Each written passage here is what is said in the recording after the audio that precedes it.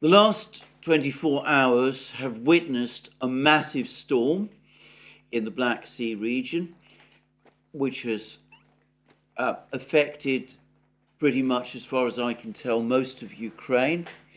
It's caused flooding in towns and communities across the Black Sea, in Crimea, in Russian-controlled Zaporozhye and Kherson region, and the Donbass, and it has also caused flooding in places that remain under Kiev's control.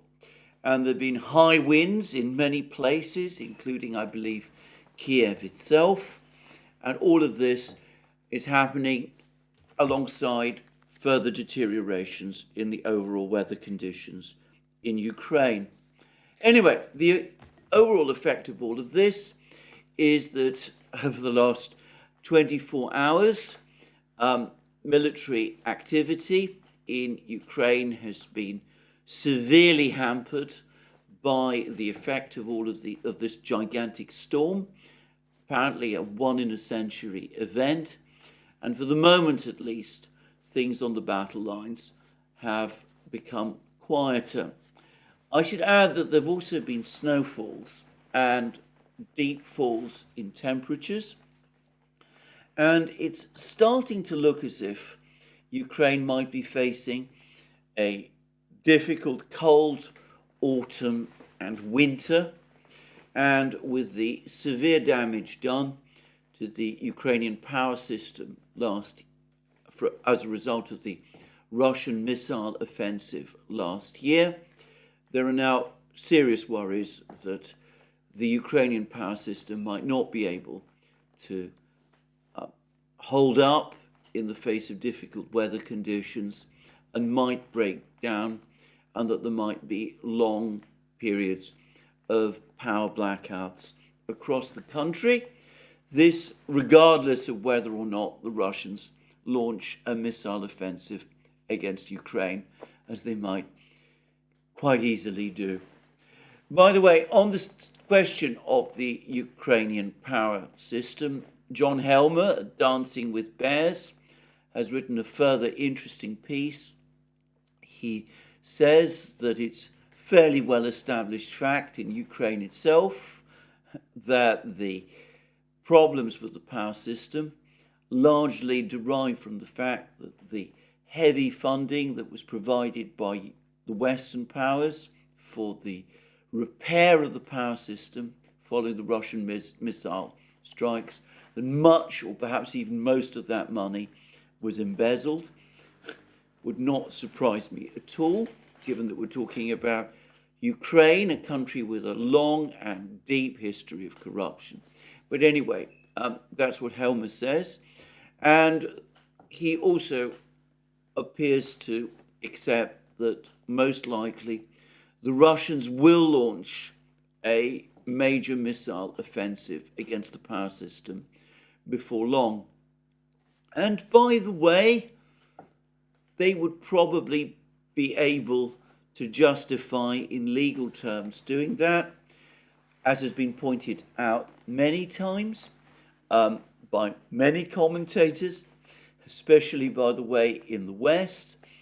The power system powers the electric trains, which are the main mechanism Ukraine uses to shift men and materials around Ukraine, and the Russians would be able to say that it therefore serves a dual-use purpose and is therefore a legitimate target.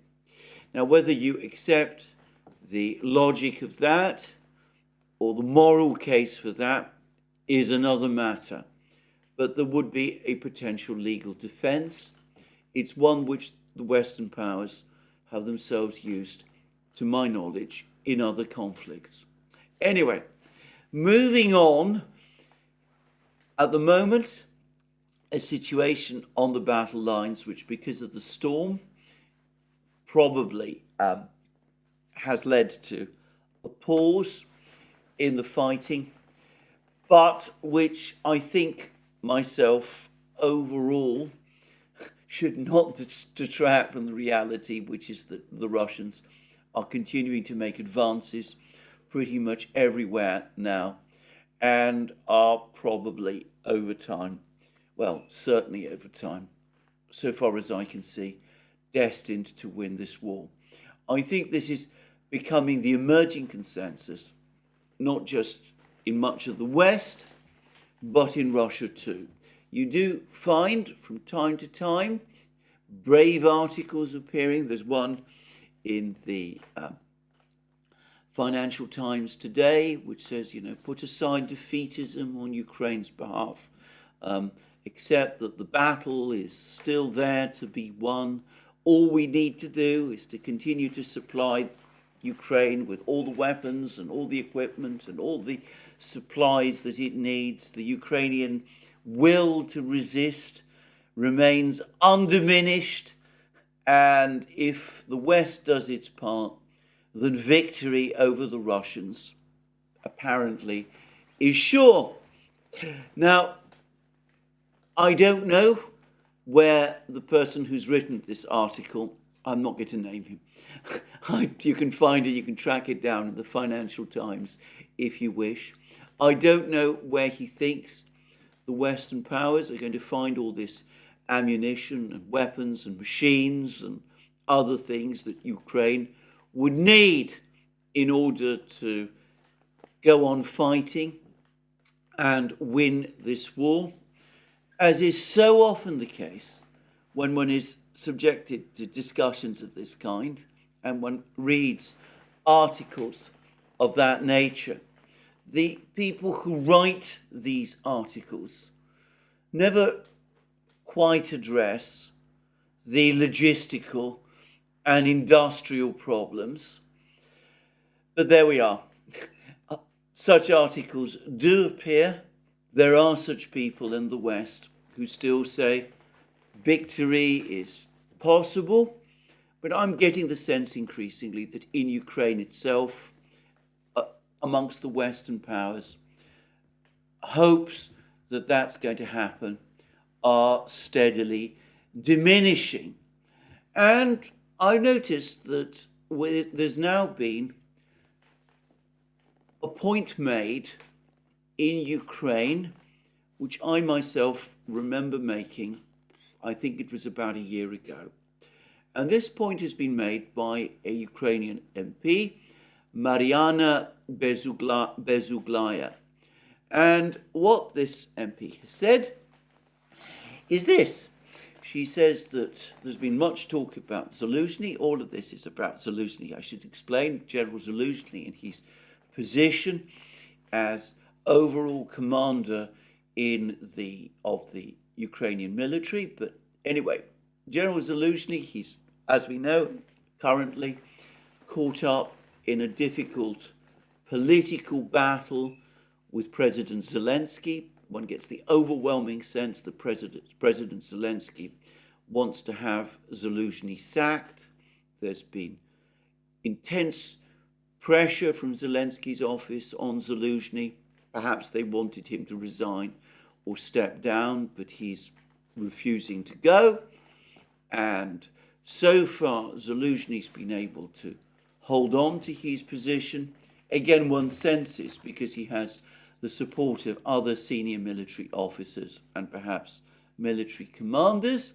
But anyway, into the middle of all of this tension, MP Mariana Bezuglaya has said on her Facebook page, yes, the Commander-in-Chief of the Armed Forces of Ukraine could not provide a plan for 2024, neither big nor small, neither asymmetrical nor symmetrical. The military simply said that they need to take at least 20,000 citizens a month. They need, in other words, Zaluzhny, this is what Bezuglaya is telling us, has told Zelensky, or has been unable to tell Zelensky, what is his plan for next year, what strategy the Ukrainian military intends to follow next year. He's not provided apparently a strategy for offence or for defence. Certainly he's not provided a strategy for victory. What he said to Zelensky is that he needs 20,000 citizens joining the military each month. And notice that Zaluzhny is talking about citizens. He's not saying 20,000 men a month. He's talking about citizens, which in effect means women as well as men. Now, as I said, I made this very same point about Zaluzhny about a year ago. I can remember making it. If you want to go through all my videos of that period, you could probably find it. That would take you many hours. But anyway, what I said was this: Zaluzhny does impress me as having a better understanding of the true military situation than Zelensky does. After all, Zaluzhny is a professional soldier, a trained military officer, which Zelensky, a total civilian, is not. So you can understand why Zaluzhny, in his various quarrels and arguments and disagreements with Zelensky, is able to come up with more coherent ideas than Zelensky does. And when Zaluzhny says that it's not wise to defend every millimeter of territory, that sometimes offensives should be avoided, when he apparently said that Bakhmut could not be held and Ukraine was better advised to withdraw from Bakhmut, that's the story that one hears. When he is apparently telling Zelensky now that Avdiivka, which I discussed extensively yesterday, is on the brink of collapse and that it's urgent to pull the Ukrainian troops out of the emerging trap, which is Avdiivka, in order to save their lives and to keep these troops back so that one can use them some future time and day. Well, in all of that, Zaluzhny almost certainly, in fact definitely, is right. But the one thing that Zaluzhny has never done is come up with a convincing plan for how Ukraine can win the war. He's never done this. The closest he ever did was in his discussions with The Economist last year, in which he said what Ukraine would need in order to conduct a successful offensive in the south, an advance to cut off the land bridge, the Russian land bridge between Russia and Crimea, this advance, this offensive towards the Sea of Azov. And he said that he would need 350 tanks, 600 to 700 infantry fighting vehicles, 500 howitzers, 155mm howitzers. I've discussed in many programs how, somewhat to my astonishment, Zaluzhny got all of those things that he asked for. Notice that at that time he wasn't calling for fighter jets. Anyway, he got all of those things that he asked for, and he launched this offensive, though one got the sense that he had many misgivings about doing that. He disappeared from the scene somewhat mysteriously without any real explanation in the spring of this year as the plans for the offensive were being finalized. But anyway, he launched this offensive, which, from what I can tell, was not even originally his idea, but which was cooked up in Washington, principally in Washington, by the military and civilian people there. Anyway, he launched that offensive, which has failed totally. But that's perhaps the only plan he has ever come up with at any point in the war. And I don't really believe, as I've said, that it was even his. In all other respects, Bezuglaya is absolutely right. There's never been from Zaluzhny any explanation, anything that remotely resembles a plan explaining how Ukraine expects to win the war. And this has now become starkly clear, and one must assume that Bezuglaya, who is a member of Zelensky's party, has been put up to do this, and she's making these points public now, and one must assume that this is partly intended to prepare the ground for Zaluzhny's dismissal. However, it must be said that this is far from accepted fully in Ukraine. There's now reports starting to appear even in the Western media. There was some more ones. I saw them in the American media somewhere. I've forgotten where, that the soldiers on the front lines are starting to express growing mistrust and disillusion with President Zelensky and his leadership, that there's more disaffection about him in the ranks of the army. We've seen that Ukrainian military units have been publicly complaining about the leadership and direction of the war that they're getting, that in Avdiivka there was an open quarrel between the soldiers of two brigades, the 53rd and the 110th. And anyway, it seems that in this fractious and difficult atmosphere, for Zelensky to just do what he wants to do, which is to sack Zaluzhny, is extremely difficult. And the moment that Bezuglaya made, well, as soon as Bezuglaya made these points, all sorts of people in Ukraine began to launch complaints, and there was criticism of Zelensky, and even apparently public threats that if Zaluzhny is threatened, there would be some kind of a coup attempt. And Zelensky himself was then forced to come out and say that these rumors, for the moment at least, are not really true, that Bezuglaya spoke out of turn, that she doesn't understand military affairs properly, and that Zaluzhny, for the moment, obviously remains in post. By the way, in my opinion, this is the worst possible outcome for Ukraine. It's bad enough if the president of Ukraine, the overall commander-in-chief, is incapable of conducting a war when his country is at war.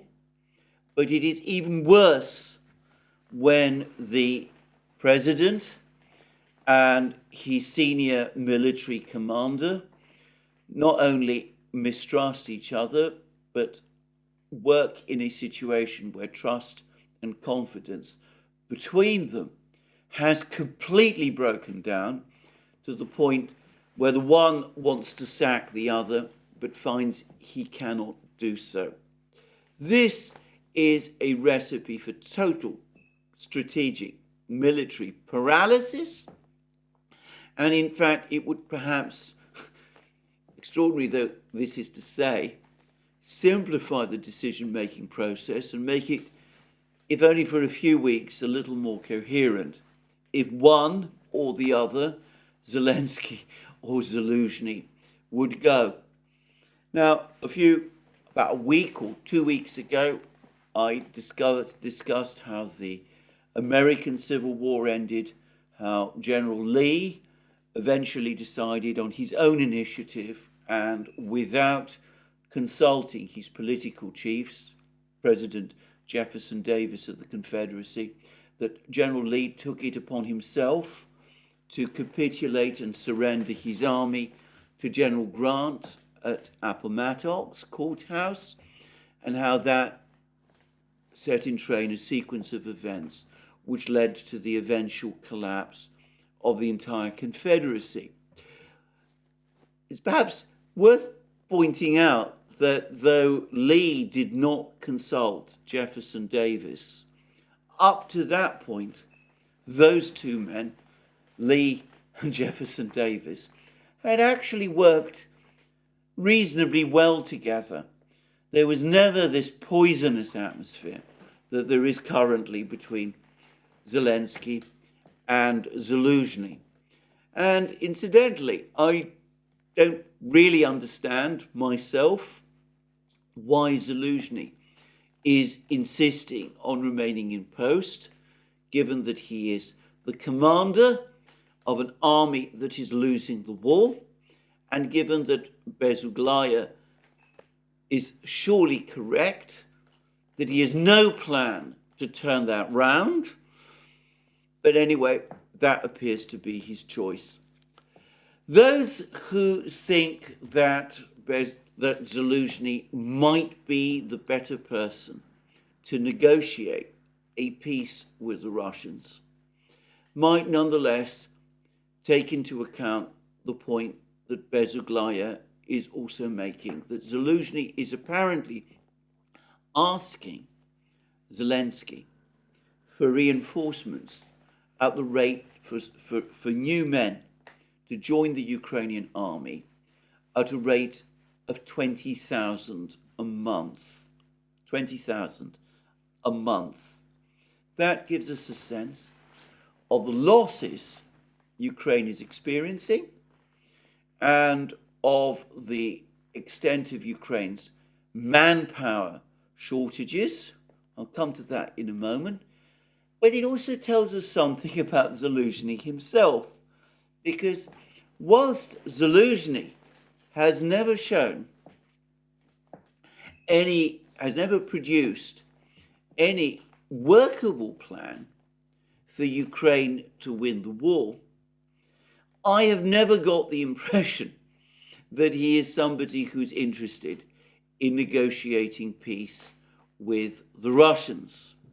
Now, in a recent discussion program that Brian Beletic and Mark Sloboda had with each other on the new Atlas, there was a discussion about General Zaluzhny's ideological position. He was mentioned, referenced as a dedicated follower of the ideas of Stepan Bandera. And it is indeed the case that I've seen pictures of his office, Zaluzhny's office, with photographs of Bandera there. And apparently he keeps two busts of Bandera. And he's also, by the way, had himself photographed with wearing a bracelet with a symbol on it, which, let's say, it was current in Central Europe in the 1930s and 1940s. He doesn't come across as any sort of political moderate to me. And in fact, I recall that back in the autumn of last year, when there were again discussions about possible negotiations between the Russians and Ukraine in order to try and find some means to at least freeze the war or possibly even end it, the Ukrainian General Staff, which of course answers to Zaluzhny, actually issued a public statement making it very clear that they opposed such negotiations. So if there is a plan, perhaps in Washington, to push Zelensky aside and to leverage in Zaluzhny in the hope that Zaluzhny might start some kind of negotiating process with the Russians, getting the Western powers and the United States out of the very difficult situation that they all find themselves in. Well, I think that if that's the plan, assuming that it's ever carried out, and assuming that Zaluzhny does at some point take over, I think that those who want to see him there, in the expectation that he might be a more moderate figure than Zelensky, I think they would be deeply disappointed. I cannot imagine Zaluzhny any more capable of bringing the war to an end or of negotiating a successful end to the war than Zelensky is. And it seems to me that just as Zaluzhny was never the Napoleon person that he was built up to be in the Western media, and by the way, the Ukrainian media last year, he is not the potential peacemaker that some people currently imagine that he is either.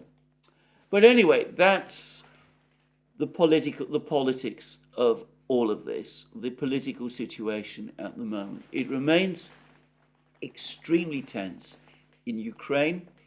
The military situation is grim, and for the record, the deterioration in the weather and indeed the current storm, I think in the end is going to work against Ukraine. I've already said that the energy system is likely to be under pressure, but if one is talking about the situation on the front lines, then it's now become quite clear that whereas Russian soldiers have barracks and places that they can withdraw to and well-constructed trenches, a Ukrainian soldier speaking to that journalist, I think it was in El País, actually said that the Russians have much better trenches than the Ukrainians do. Anyway, whilst the Russians have places where they can stay warm and dry and have apparently a well-functioning medical service, the Ukrainians have none of these things. Zelensky has just sacked Ukraine's chief medical officer, the chief military medical officer, the one Ukrainian general up to now that he has been able to sack, apart from the commander of the special forces, whom he's also sacked. But anyway, when doing so, there were statements about problems with her work, the fact that Ukrainian soldiers on the battle lines weren't getting enough bandages and tourniquets and all of these sort of things. A fact which essentially confirms the many reports we have been getting, well, basically since the start of the war, that the military medical services that Ukrainian soldiers fall back on when they're ill or wounded are inadequate and perhaps unfit for the purpose.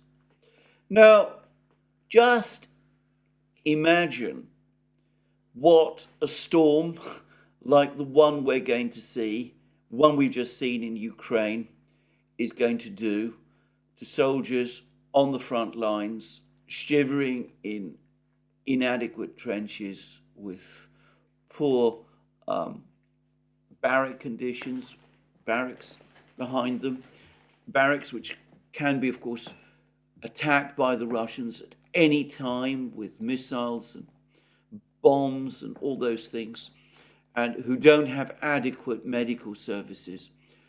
The effect that this storm must have caused, and the fact that the falling temperatures will also cause. And by the way, the storm, as has been correctly pointed out in an article, in a piece that I read in Slavyangrad, is probably having another effect. It's probably caused many of the large numbers of mines, sea mines that have been planted in the Black Sea, both by Russia and Ukraine, to break from their moorings, and these mines will be floating around the Black Sea, providing a major danger to shipping. And of course, the Russians use the Black Sea for much of their merchant fleet, but they also have a navy capable of clearing mines. They have minesweepers and those kind of things. And contrary to what is often said, it's a misconception that Ukraine has been able to force the Russian Navy from the Black Sea. If one excludes the attack on the Moskva, the sinking of the Moskva, early in the war, in May last year, I think I'm right in saying that Ukraine has failed to effect significant damage on any Russian warship actually on the high seas. All the other damage that has been done on Russian warships has happened whilst they have been either in base or near the shore. And in most cases, by the way, the damage has been repairable, and in several cases now, it has been repaired. But anyway, the Russians have ships that can clear the mines, making it possible for their freighters to transit the Black Sea. Ukraine is not in that position. So the presence of these mines now floating around the Black Sea is going to complicate even further Ukraine's Black Sea trade beyond what we've seen already. So the storm, the colder weather, bad news for Ukraine, increasing bad news from the battlefronts over the next couple of hours. With the weather easing, the Russians will no doubt resume their attacks on every part of the front lines, and in Avdiivka specifically, they will be making further advances, as in fact they have been doing systematically and methodically over the last 2 months. And there doesn't seem to be anything that Ukraine can do to prevent this. And as Bezuglaya says, it doesn't seem as if Zaluzhny has any real plan to reverse this. Now, I mentioned all of these things. This is the situation in Ukraine at the moment. But of course, other things around Ukraine are continuing to happen.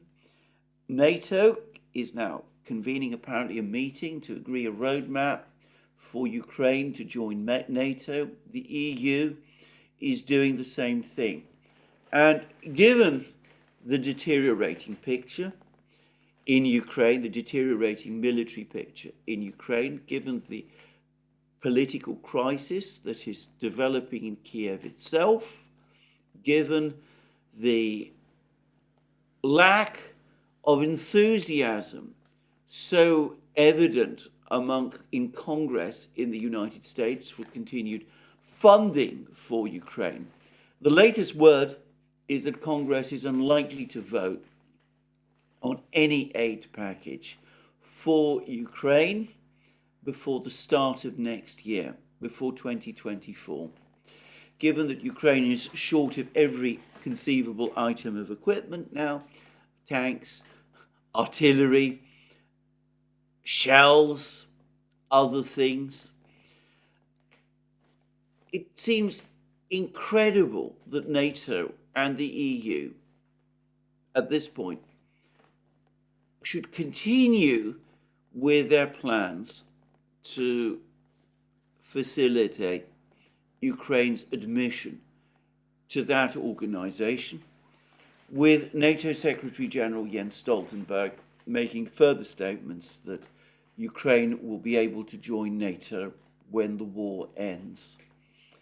And there are perhaps two explanations for this very strange behavior. One is that the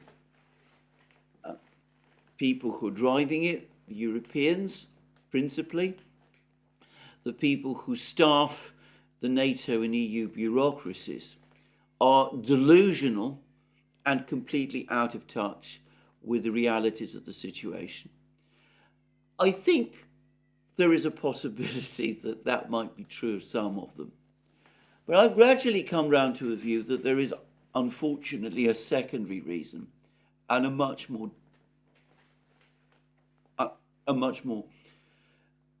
disagreeable and unhappy one, which is that people like Stoltenberg and Ursula von der Leyen and others are pushing increasingly aggressively for Ukraine to be brought into NATO and the EU, not because they actually deep down believe that either of these things will happen, but because they know that the Russians will never accept certainly Ukraine's entry into NATO, and there are increasingly many Russians, including very senior Russians like Dmitry Medvedev, who are now questioning whether Ukraine can enter the EU either. That the Russians will never accept this, and they will never accept any kind of freeze or peace in Ukraine that leaves these possibilities open. In which case, one has to conclude that these moves to bring Ukraine closer to NATO and EU membership are intended to torpedo any possible negotiations to end the war. In other words, they are a device to keep the war continuing. And my sense, again, is that the drivers for all of these discussions are certain European politicians, Stoltenberg being one, some of the political leaders in Germany, Annalena Baerbock, Robert Habeck, no doubt, people like that, that they are the major drivers of this push. The Americans, by contrast, on this issue, are more skeptical. US officials, when they've talked about Ukraine entering NATO, have now made it increasingly clear that they do not want to see that happen if it opens up any possibility of an armed clash in Ukraine between the United States and Russia. That the reason that the European politicians are pushing that and want to see negotiations fail or to close off the option of negotiations is because for them, defeat in Ukraine is less of a disaster than a possible coming together of the Americans and the Russians to achieve some kind of general settlement, if only a temporary settlement, of the situation in Europe, of the general security architecture in Europe, one which the Russians and the Americans would agree, but which would not involve these European leaders, and that they reason, and that is something that European leaders want to block at all costs, and they would rather therefore see a total defeat in Ukraine than allow such negotiations, than create the space for such negotiations to take place. Now, I say that in Stoltenberg's case, he actually blurted out some weeks ago the admission, the important admission, that the reason that the war began at all was purely because the Russians objected to Ukraine's membership of NATO. It was an admission that slipped, but which I think that Stoltenberg didn't really intend to make. He's previously wanted to convey the impression, as other Western leaders have done, that this was a wholly unprovoked war, that Putin is pursuing some kind of land grab and recreation of the old Russian Empire or the Soviet Union. But the point is that Stoltenberg's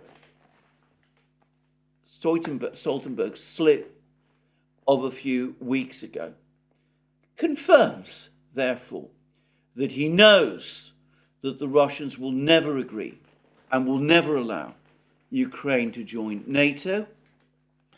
And so he's taking steps to propel Ukraine closer to joining NATO. Can only therefore be explained, in his case, by a desire to prolong and extend the war. And on the topic of the Europeans, some European leaders becoming increasingly nervous of a coming together of the Americans and the Russians. An idea, by the way, which some Russians, including Putin himself, are hinting at or floating. I think that there is the further factor that some European politicians are extremely nervous that the outcome of next year's presidential election in the United States might be a president, let us say Donald Trump, who might be more willing to reach that deal with the Russians than, of course, the Europeans would like. So we have a terrible situation, not of stalemate anywhere in the war. The Russians are advancing on every front, and in Avdiivka, the situation for the Ukrainians is becoming increasingly desperate, and Avdiivka's importance, both strategic and symbolic, strongly suggests that its fall, which now looks inevitable, will be seen in Ukraine itself as a turning point in the war, one beyond which it is no longer possible to go on pretending that Ukraine can win. Anyway, there's no stalemate in the war itself. What there is paralysis. Paralysis in the West, paralysis in Kiev, no one able to come up with a plan. Zaluzhny cannot come up with a military plan, and no one can come up with a political strategy to find some way to end the war that would spare tens of thousands of lives in Ukraine, which might prevent the Ukrainian state conceivably from being destroyed, and one which could prevent the West facing a completely disastrous debacle. Zelensky can't sack Zaluzhny, at least not for the moment. Zaluzhny is apparently incapable for the moment of moving against Zelensky. There are no mechanisms, legal or constitutional mechanisms available in Ukraine to remove Zelensky. There's talk of protests, and that kind of thing in Kiev, but that would come with enormous political risks of increasing instability in Ukraine. So no prospect of any political movement in Ukraine. Zaluzhny has no military plan. And in the West, people like Richard Haass at the Council for Foreign Relations float all kinds of ideas about speaking to the Russians, but his plan isn't really the sort of plan that the Russians would ever want to consider.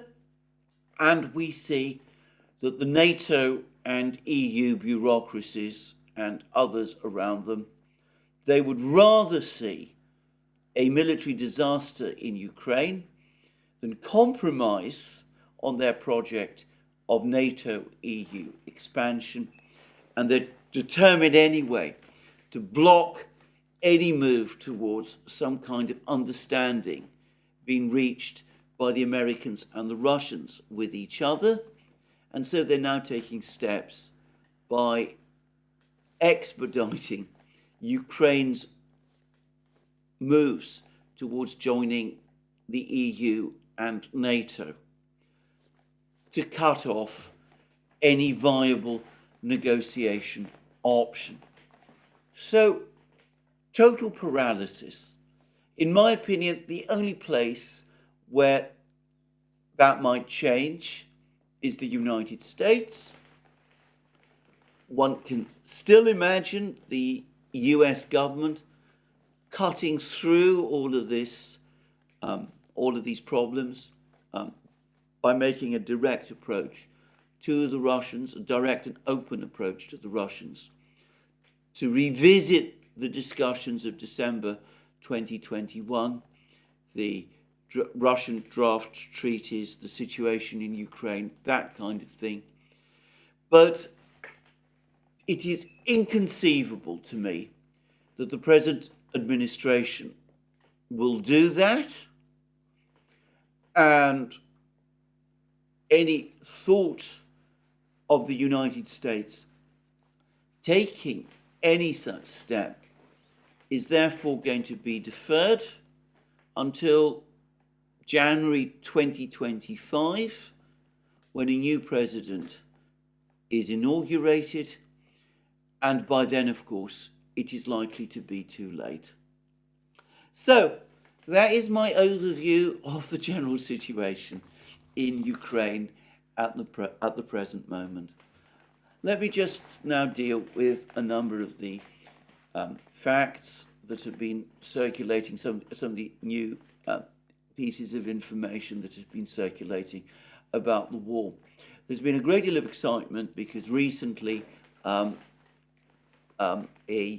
believe it was a television channel in Ukraine, published a figure of total Ukrainian casualties, dead and wounded, which was, I believe, somewhere in the region of 1.2 million, which is, of course, far greater than anything that we have seen coming from any other source up to this time.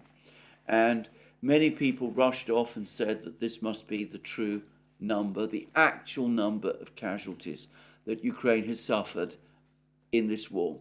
My own view is that one can't say that. One can't say that on the basis of this brief disclosure. This figure, this number appeared briefly and then was taken down. It seems to me that this could have been a mistake, a hack, who knows what. We would need a lot more evidence. I would need a lot more evidence before I took a figure like that as true. But that there have been massive losses suffered by Ukraine, I don't think that is disputable anymore. There's been a long article in the Financial Times about this, about how Ukraine, on top of all the other shortages, it is facing shortages of machines, of ammunition and all of that, that it's now suffering from a shortage of manpower. It continues to give bizarre figures for Ukrainian losses. It says that Ukraine has lost something like 70,000 men, killed and more wounded. The Russian losses are much greater. There are 200,000 men killed, and that's what Western governments believe. I don't understand, by the way, why Western media still come up with these fantastic figures, wildly exaggerated figures for Russian losses, given that we have the Media Zona project, which works in partnership with the BBC, that conducts a thorough, methodologically sound survey based on open sources of information about actual Russian losses in this conflict so far. And this isn't an estimate, it's based on actually counting actual numbers of men who've been killed in the fighting, and of whom there have been obituary or public notices or social media notices or that kind of thing. And I believe that the figures that Media Zona are coming up with at the moment are somewhere in the region of 37,000, far below this 300,000 figure that we regularly get now, or was it 200,000 figure that we're getting from the United States, 300,000 what the Ukrainians are claiming. So, given that we have this methodologically sound study that regularly goes on and which publishes the figures it provides, why do media outlets in the West continue to go instead with these obviously inflated and exaggerated ones? Why do Western governments do that as well? It baffles me. I scarcely ever see in the British media, apart from the BBC, which backs the Media Zona project, I scarcely ever see any reference to the Media Zona project and its results. And incidentally, on that topic, Media Zona has recently updated its figures, and the suspicion that I and others had that the reason that we were not seeing a rise in Russian losses, that Media Zona was not picking up a rise in Russian deaths, despite the ongoing operation in Avdiivka, which would be expected to lead to high Russian deaths, was due to a time lag. That has now been confirmed. Media Zona has updated its figures. It is showing a rise in Russian fatalities, and that almost certainly reflects the operation in Avdiivka, especially in its early days. Now, importantly, this is a spike, but it is nowhere near as high as the spikes we have seen earlier in the war. For example, during the period of the fighting in Bakhmut, it's still significantly lower than this. But the fact that we are seeing a spike in Russian losses reported by Media Zona, when we would expect to see it at the time of the fighting in Avdiivka, shortly after the fighting in Avdiivka, to my mind, what that does is provide further corroboration of the overall sound methodology of this Media Zona project. So, Russian losses are far lower. I mean, probably Media Zona understates, in fact they say they do, they understate the total number of losses that the Russians are suffering. Undoubtedly, they're missing some casualties, some losses, which have happened. But we are perhaps looking at 5, 10, 15,000 more that they're not capturing in their figures. Certainly not the hundreds of thousands that Western commentaries talk about. And so why do they cling to these outlandish numbers when they have a basis for calculating the real ones? It tells you so much about the way in which this war is being reported in the West, about the extent to which some people prefer fiction to fact, that this approach is being taken when there is the means there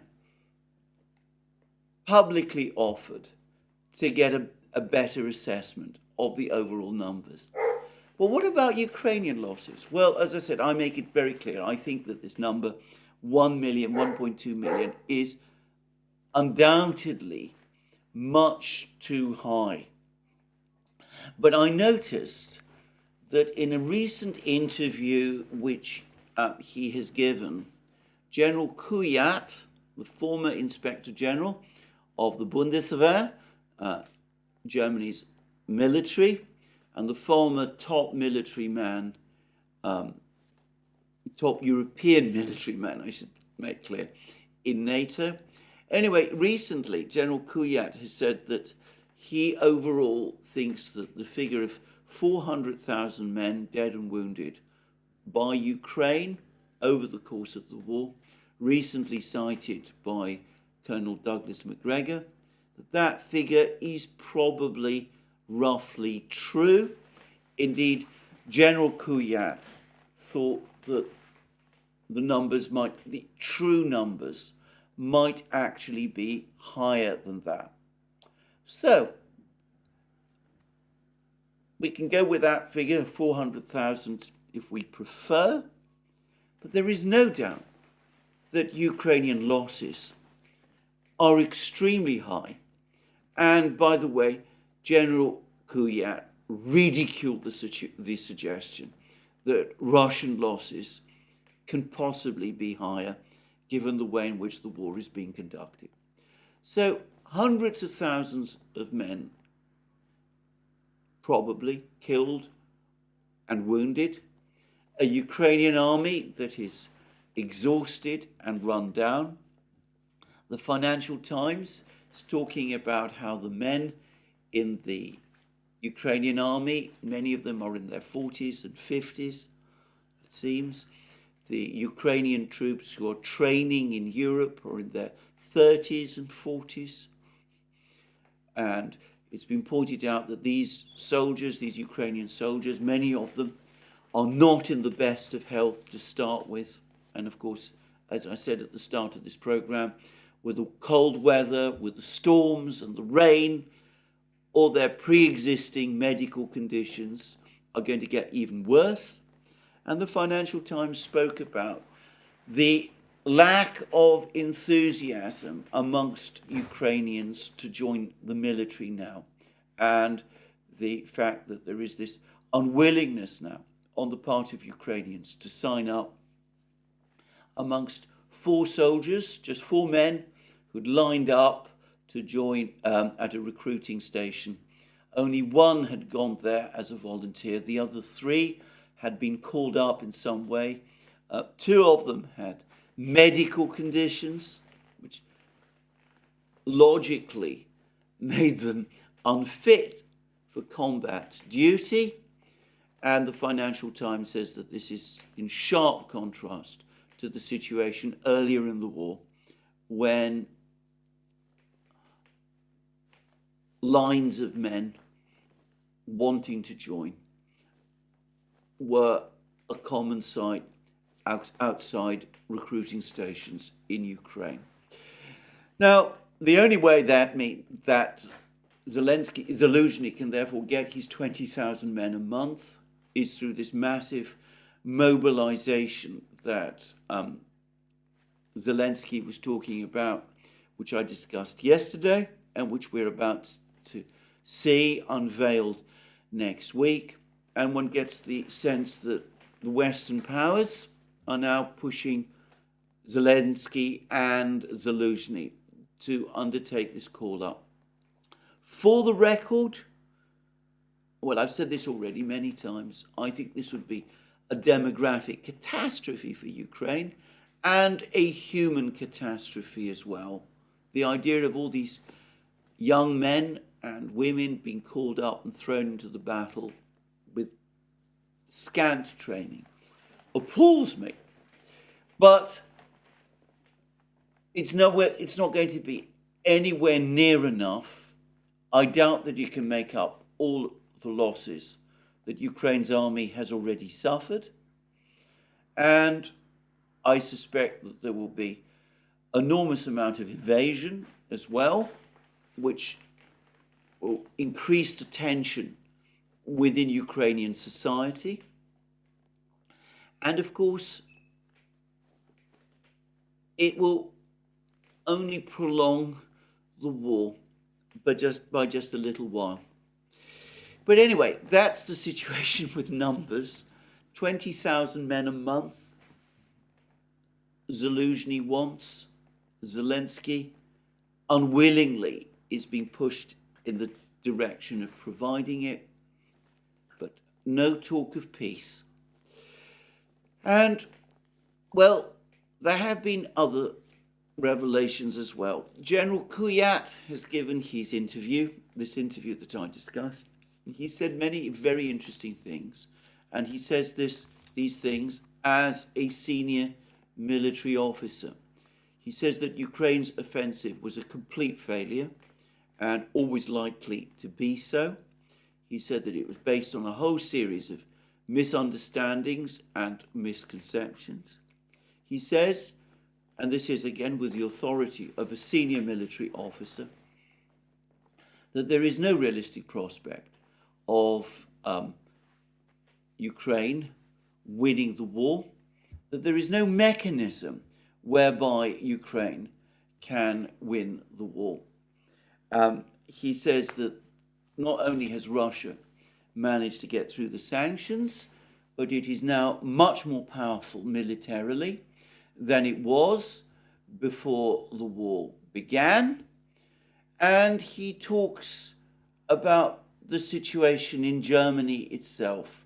He says that the situation in Germany has been caused by incompetent political decision-making.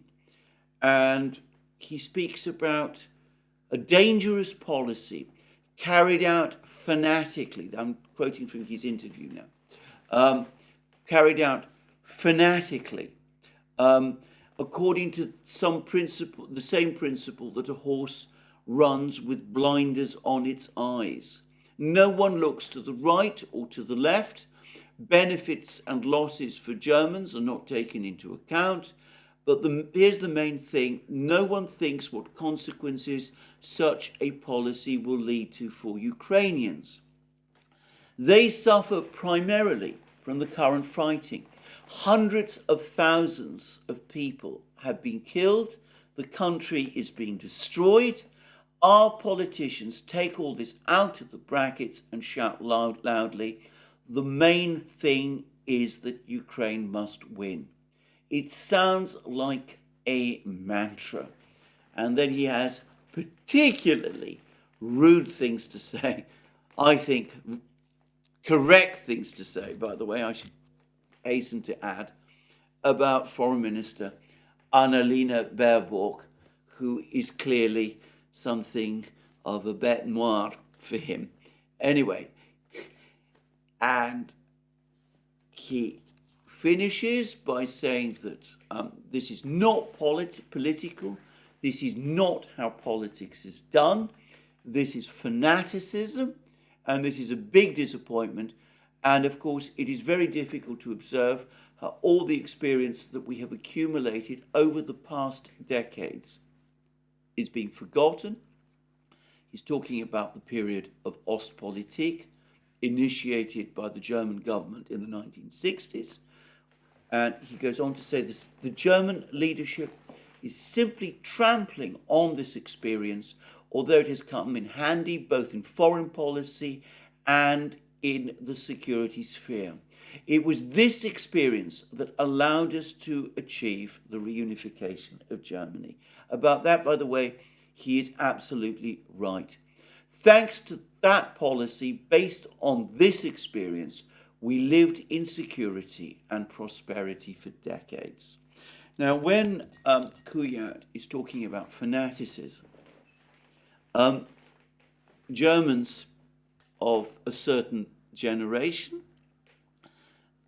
those who lived during the Second World War, of whom admittedly there can't be that many now, but also those in the post-war period, will remember that towards the end of the war, the German leadership was actually calling on Germans to act fanatically in the war that was taking place at that time.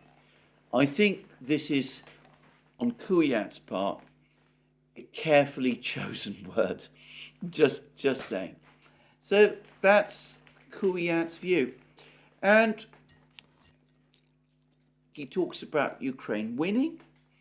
He must know, well, he says quite clearly, Ukraine isn't going to win.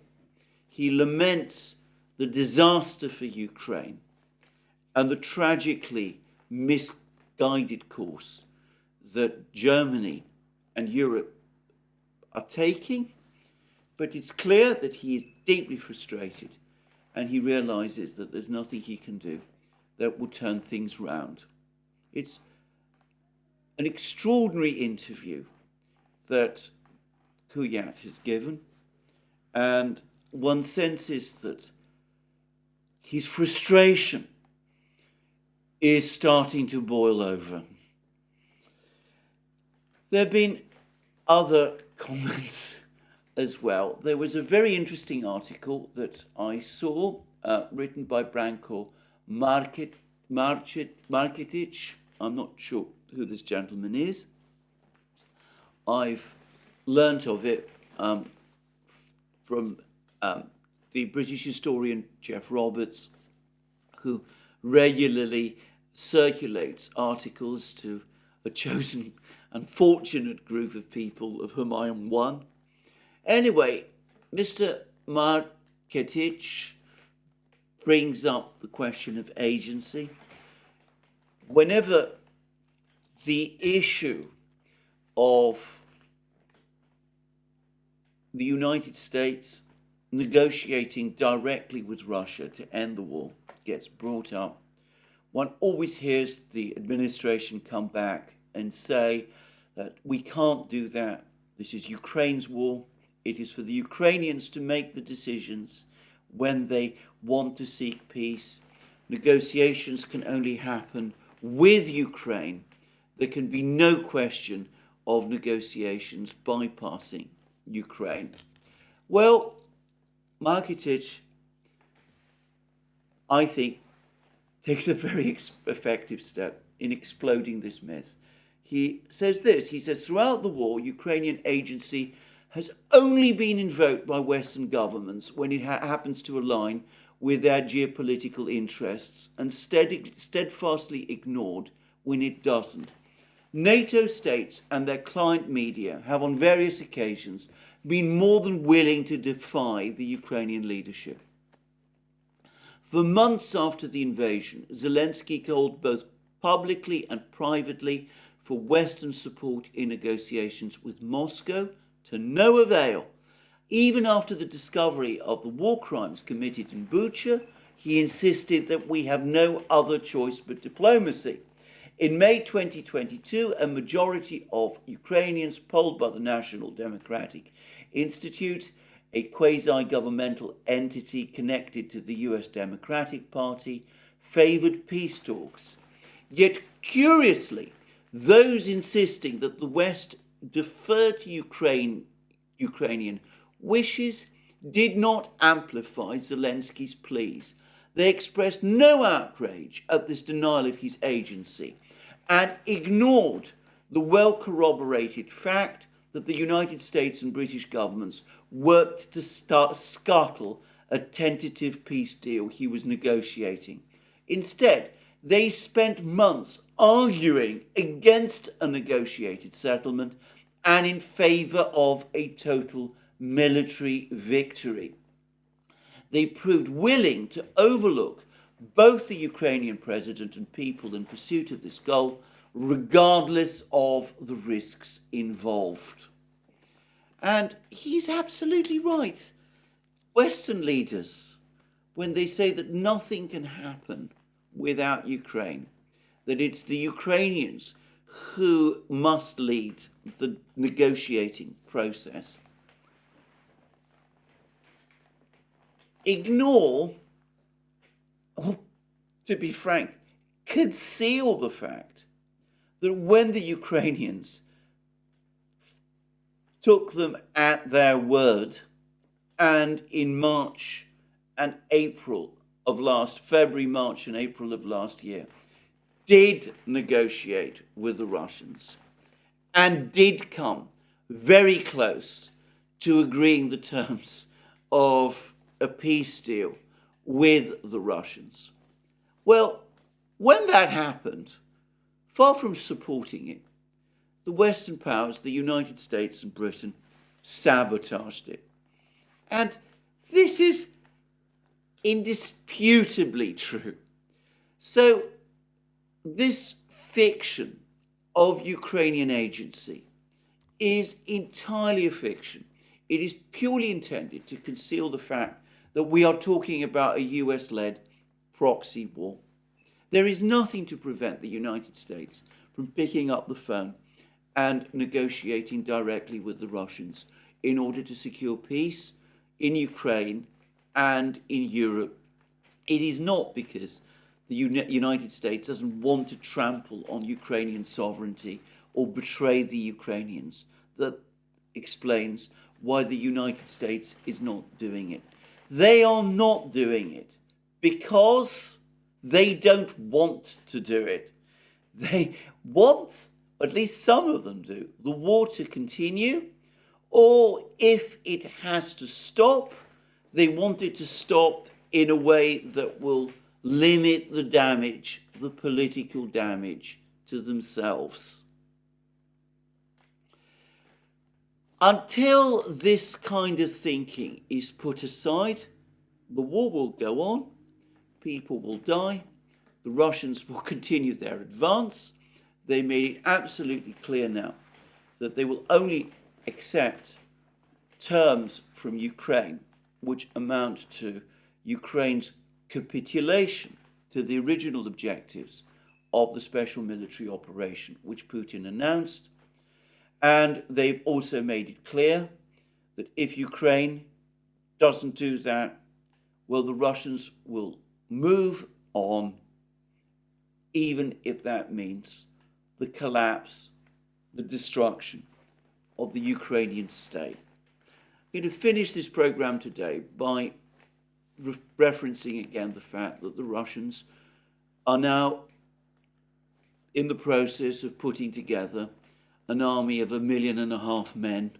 In fact, as I've said, I have reason to believe, based on information I've been provided, that they might even be already there. Well, a few weeks ago, when he met with Russian war reporters, Putin joked that the Russians would need 1 million men to take Kiev. He said, well, do we actually need to take Kiev? Have we got a plan for this? And then he laughed and he said, of course, I know whether there is such a plan, though I'm not going to say. Well, it looks as if Vladimir Putin has his 1 million men, and perhaps, indeed, it looks increasingly likely as if Kiev itself might be in his sights. I don't expect that to happen soon, but we're getting closer to that point by the day. And this time, when the Russians arrive at Kiev's gates, as they briefly did in February last year, it's unlikely that they will go away. On the contrary, they're more likely to march through. Anyway, that's the end of my program today. As I said, lots of things going on, but little news from the battlefronts because of this storm. And in Gaza, we're still in the middle of this humanitarian pause. But no doubt things will start to heat up again fairly quickly. And when they do, I'll be here to discuss it. Thank you again. More from me soon. Let me remind you again, you can find all our programs on our various platforms, Locals, Rumble and X. You can support our work via Patreon and Subscribestar, links under this video. You can also check out our shop and see the amazing things that you will find there, our magic mugs, our hats, our hoodies, our t-shirts, our sweatshirts, all those great things. And last but not least, if you've liked this video, please remember to tick the like button and to check your subscription to this channel. That's me for today. More from me soon. Have a very good day.